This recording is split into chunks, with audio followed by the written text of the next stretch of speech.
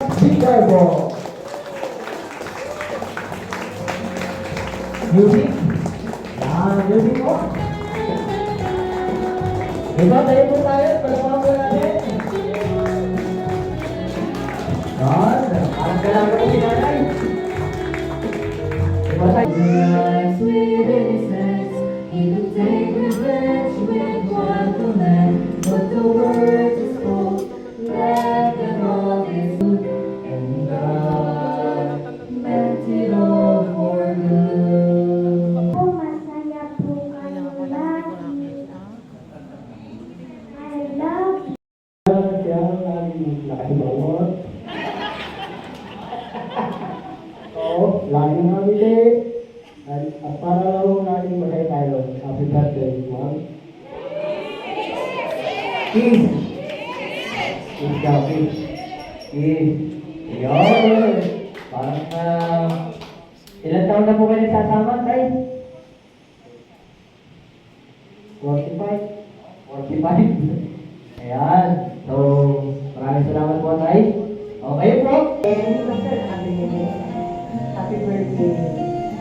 Sana bigyan ka pa ni Lord ng mga mabuhay at natin katawan. Hindi pala ako. Tuloy tayong pagpalain. Bless na bless ka na. Kamabuta ka na. Sabihin, 70. O, ito na nga ako. Sana makarating din ako dahil makikita para tayo magkasama. Happy birthday, Ate Jolie. Ano na ng buhay. Kumbaga ay biyaya na nakaabot ng 70 years old. Mahabang buhay pa, ipagkaloob sa'yo ng Diyos at patuloy na maging good para sa inyo.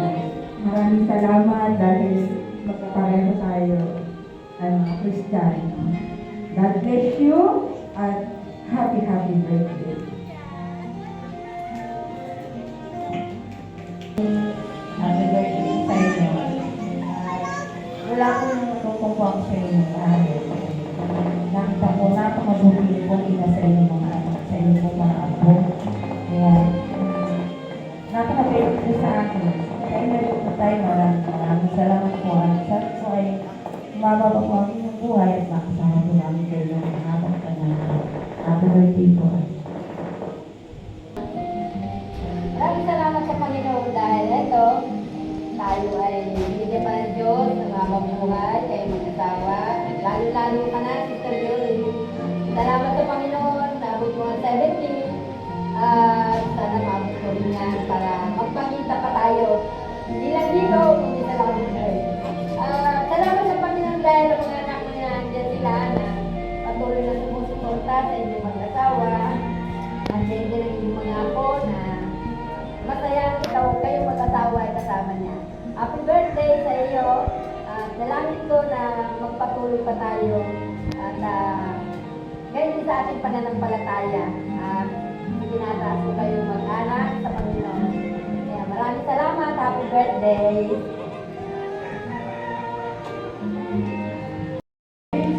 Happy birthday. Alam ko, masaya ka ngayon.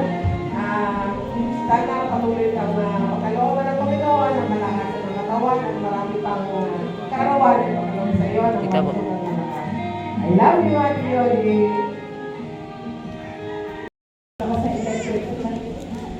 Pero Ate Jolie, naniniwala po ako na yung ilang na nasa iyo at nasa akin na ang Panginoong Jesus ay mas matindi pa sa anumang kandilang pwede nating sindihan.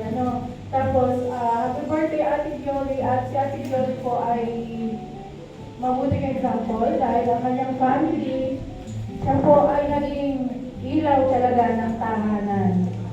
Pinipilit niya, bagaman at noong una ay medyo nagkamali sa love life. Pero dahil mahal niya talaga si Kuya Lito, si Kuya Paulito, siya pa rin ang pinili niya. Tapos, sinikap niyang itama ang mali bilang pagdadala niya sa kanyang family, sa Panginoon. At ito rin ang kanyang the love of her life. Kaya po, ang wish ko po at prayer kay Ate Jolie, madala silang lahat at siya matigas-tigas ng mga ulit dyan ay sumama ng lahat sa pananampalataya sa Panginoon. Ayaw buhay pa, naniniwala ako na bibigyan ka pa ng Diyos ng mahabang buhay kasi pinapagamit mo ito sa Panginoon. Happy birthday po ulit, Ate Joy. Salamat po sa Panginoon, maligayang kaarawan. At nawa ay pagpalain pa kayong mag-asawa. At nawa Kuya Lito ay magpatuloy sa Panginoon. Samahan mo lagi ang iyong asawa. Dahil sabi nga po, ito'y ilaw. Siya ang ilaw ng inyong tahanan. Eh di katuwang ka rin nun. Kasi pag ito po'y namatay, eh kawawa po ikaw. Di po ba? So yun, ganun din po ang buhay natin bilang mananampalataya. So maraming salamat po sa Panginoon at muli, maligayang kaarawan po, Ate Dion.